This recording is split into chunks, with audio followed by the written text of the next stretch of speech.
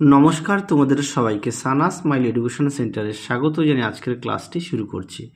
আজকে তোমাদের সঙ্গে আলোচনা করব তোমরা যারা ষষ্ঠ শ্রেণীর প্রথম পর্যায়ক্রমিক মূল্যায়ন পরীক্ষা দেবে 2026 সালে তোমাদের জন্য রায় ও মার্টিন প্রশ্ন বিচিত্র থেকে আজকে সমাধান করব ষষ্ঠ শ্রেণীর পরিবেশ ও বিজ্ঞান বিষয় মডেল নাম্বার 5 অর্থাৎ 5 নম্বর স্কুলে যে সমস্ত ছোট ও বড় প্রশ্ন আছে তার সমস্ত প্রশ্নের উত্তরের সমাধান করে দেখাবো। চলো দেরি না করে মূল বিষয় যাওয়া যাক। দেখো কি আছে, একে আছে সঠিক উত্তরটি নির্বাচন করো। এক দিকে আছে জাপ পোকা দ্বারা ত্যাগ করা বজ্র পদার্থটি হলো, উত্তরটা লিখবে হানি ডিউ অপশন বি। দুই আছে ঝাড়ুদার পাখি হলো, উত্তরটা লিখবে কাক অপশন এ। তিনে দেখো কপারের চিহ্ন হলো, উত্তরটা লিখবে সি ইউ অপশন সি। চারে দেখো হিরে হলো, উত্তরটা লিখবে অধাতু অপশন বি। পাঁচে দেখো শিশির জমে শীতকালে অপশন সি। ছয় দেখো প্রদত্ত কোনটি ভৌত পরিবর্তন, উত্তরটা লিখবে কালো চুল সাদা হওয়া অপশান বি। পরেরটা দেখো শূন্যস্থান পূরণ। একে আছে হাত পাখা তৈরি করতে তাল গাছের পাতা ব্যবহার করা হয়। দুইয়ে দেখো পাউরুটি তৈরিতে যে অণুজীব ব্যবহৃত করা হয় তা হলো ইস্ট।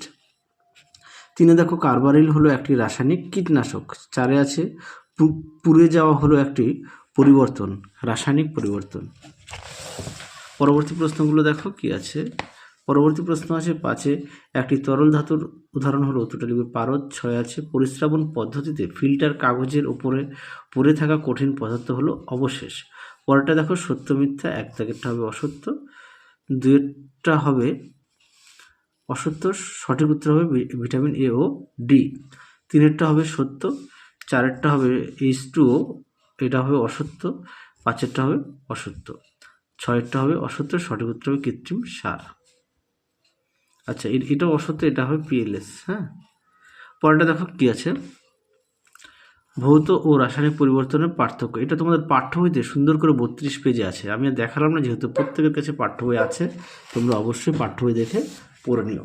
পরবর্তী দেখো কি আছে, বলছে যেখানে ভৌত ও রাসায়নিক পরিবর্তন উভয়ই পরিবর্তন ঘটেছে, এটা লিখবো মোমবাতির দহন। পরেরটা দেখো মিথজীবিতা কাকে বলে। এই প্রশ্নটি তোমাদের অনেক সেটে দেওয়া আছে। দেখো মিথজীবিতা কাকে বলে সুন্দর করে দেওয়া আছে, উদাহরণ সহকারে তোমরা অবশ্যই পড়ে নিয়ে লিখবে।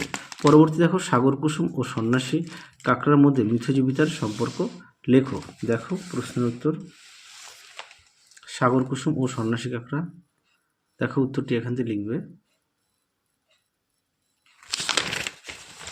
উত্তরের বাকি অংশটুকু দেখো সুন্দর করে দেওয়া আছে, তোমরা অবশ্যই পড়ে নিয়ে লিখবে আর সমস্ত বিষয়ে পাঠ্য বই খুঁটিয়ে পড়বে।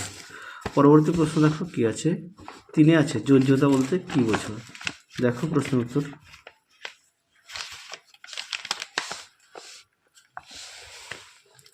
দেখো যোজ্যতা বলতে কি বোঝো, এখান থেকে এই পর্যন্ত লিখবে।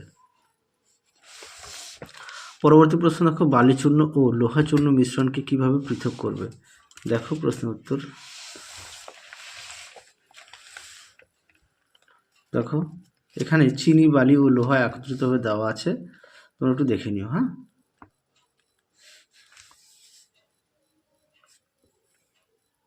পরবর্তী প্রশ্ন দেখো চার থেকে দ্রাব ও দ্রাবক বলতে কি বোঝো। দেখো প্রশ্নের উত্তর দ্রাব ও দ্রাবক দেখো সুন্দর করে দেওয়া আছে। হ্যাঁ, এটা হচ্ছে দ্রাবক, উদাহরণও দেওয়া আছে, আর এটা হচ্ছে দ্রাবক। দেখে নাও উদাহরণটা। পরবর্তী প্রশ্ন দেখো কি আছে, দুটি নিষ্ক্রিয় গ্যাসের উদাহরণ দাও। উত্তরটা লিখবে হিলিয়াম ও আর্গন। প্রদত্ত যৌগগুলির সংকেত লেখো। ফসফিন PH3, আর অ্যামোনিয়া হচ্ছে NH3, আর মিথেন হচ্ছে CH4, আর জল হচ্ছে H2O। তাহলে চলো আজকের মতো এখানেই সমাপ্ত করছি। আবার দেখাবো খুব শীঘ্রই তোমাদের পরবর্তী ভিডিওতে। তোমরা সবাই সুস্থ থেকো, ভালো থেকো। আজকের মতো টাটা।